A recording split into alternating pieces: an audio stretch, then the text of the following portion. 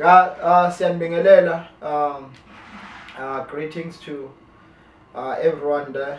I just wanted to ukuthi ngenze nje some topic on African Christian fathers, if we can call it that. Just tracing the time, from the first century, going to the 5th century. I will be ending there with Augustine. So normally, mangabe sebenza with the community abayibiza ukuthi black conscious community, worldwide, and you find it America, all over Africa. You find it London, and then South Africa, highly influenced by Ubiko, Steve Biko, Black Conscious Movement, BCM, normally called, which was making great things for the black community in the 60s, and also in the 70s up until Ubiko washona, and then yaqhubeka kanjalo, and today's Tola, their proponents being Abu Andile Nitama. He's one of those guys who's just outside there. Nabu, who's this guy of Obula, and many others. These guys about spread black conscious ideas. But manje, the problem yayo is that in the black conscious communities that there's a teaching of which they say that since we are woke into this socio-economical exploitation that black people are suffering from, many things are questioned. One is woke when it comes to education, is woke when it comes to economy, woke when it comes to politics and all these things, and then woke also when it comes to a religion. And that's the point I want to talk about. And you find that in the context of a religion, these black conscious guys, in fact, rejecting Christianity, calling it a colonial religion, a religion that came with the white man, you see, and it has nothing to do with Africans. So now this is why today I want to talk about the African church fathers. These were men who lived, as I will use them in this video, I will say these are the men who lived in Africa, embracing Christianity way before, the late 1400s. We have other videos where we explain that black people view Christianity in light of what happened in the 1400s.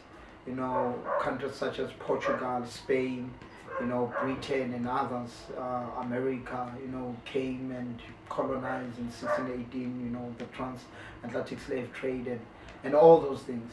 So others view Christianity in light of that, and then they see how those men who exploited Africans, who came and captured Africans, claim to be Christians. And because of that, they say that, this means this religion is against us. Therefore, it belongs to the white man. It has nothing to do with black people. But that's false, because there were African men who lived in Africa before that time. Some of these men lived in Africa before even the Council of Nicaea.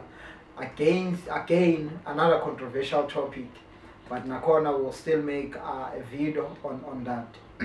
So now these Christian men lived in Africa, and in fact converted to Christianity, embraced Christianity, taught Christian doctrines, died being Christian. Some of them were killed, as they were Christians, as we find, for example, Oregon.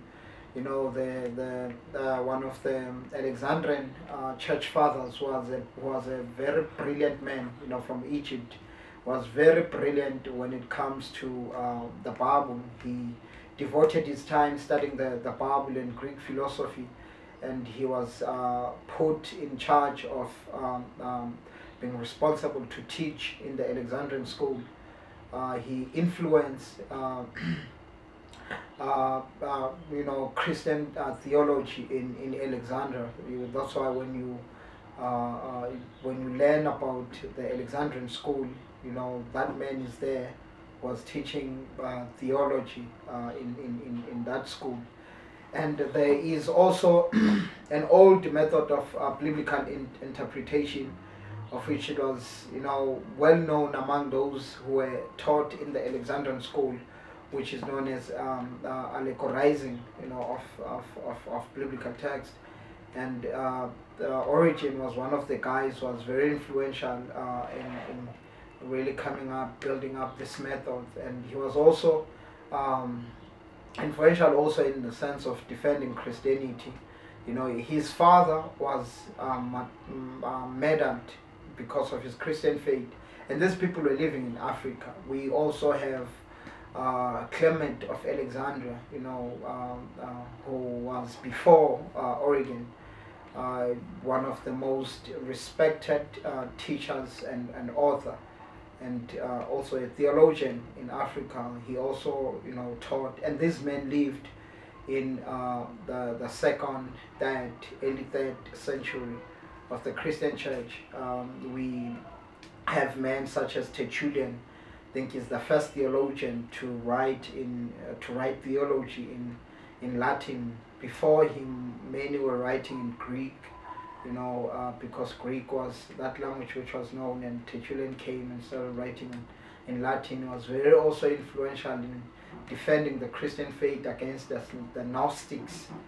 The Gnostics was this group also of which the Alexandrian school had an influence upon the rise of this group.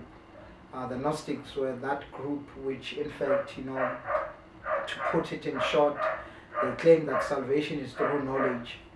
These were the people who claimed that for you to be saved, there's a certain knowledge that you need to tap in. If you don't have that knowledge, you can't be saved, you can't be a super Christian in that sense. So Tertullian was, and in fact, those people perverted the gospel of Christ. Some of them, which were known as the Docetic, I think, they even denied his humanity, and the Ebionites denied his deity. So these were Gnostic groups, of which you also find their text.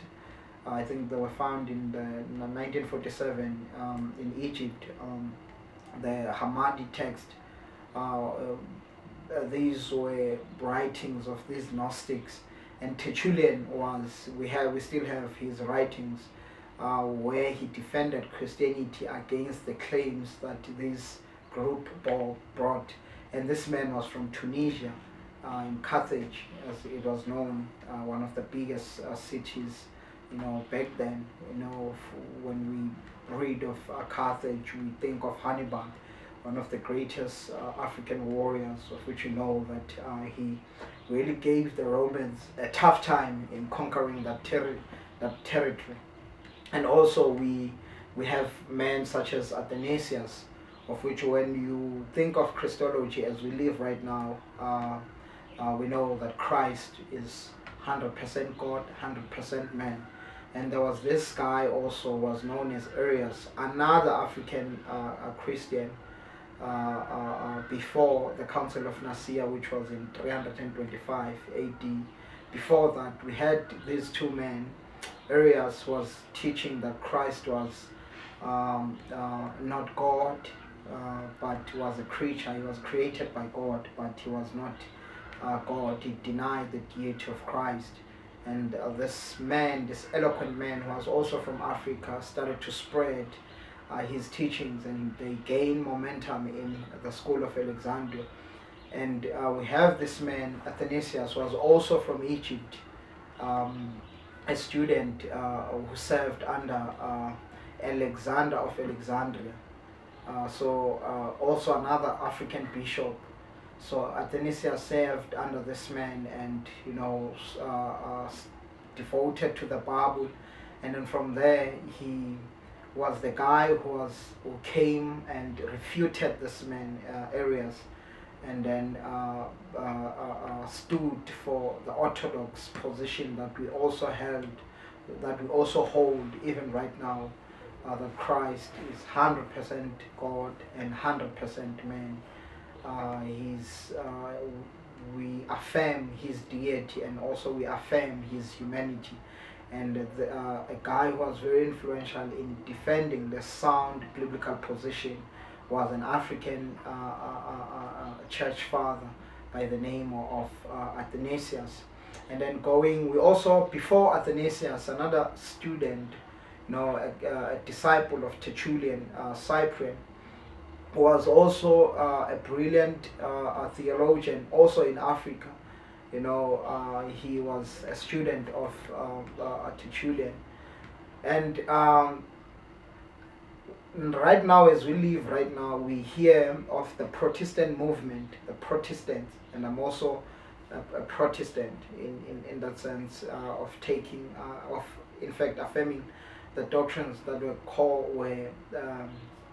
taught and defended by the Protestant guys. The Protestant movement, in fact, when you read in the writings of Calvin, Luther, and Zwingli, they were, in fact, the one guy who was influential in their thinking and in their theology was a guy by the name of Augustine of Hippo, modern day Algeria. Augustine was a theologian and a philosopher, who in fact was a very influential thinker in Christendom. And this man lived before he lived in the 5th century.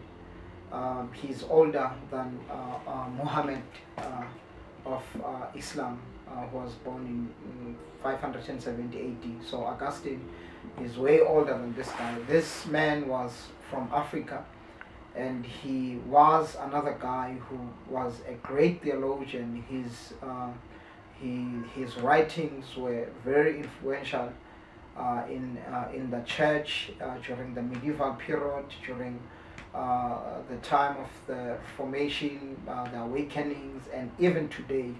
Augustine is still influential, and this was an African bishop who was, in fact, responsible for a lot, in terms of theology and all that.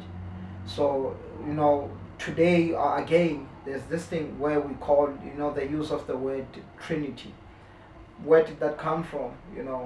One guy who was very influential in this was also this African church father that I spoke about, Tertullian. He's the one who now pinned down that word, and in fact, other theologians picked up on what he already had established. And Augustine also, being one of the guys, was also influential in terms of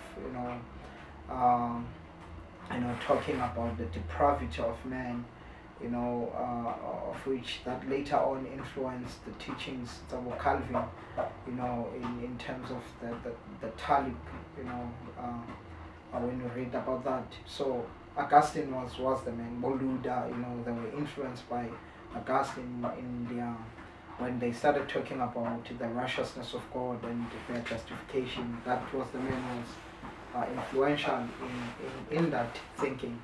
So now the problem is now all this that I've said, it's something that you find in books when you read.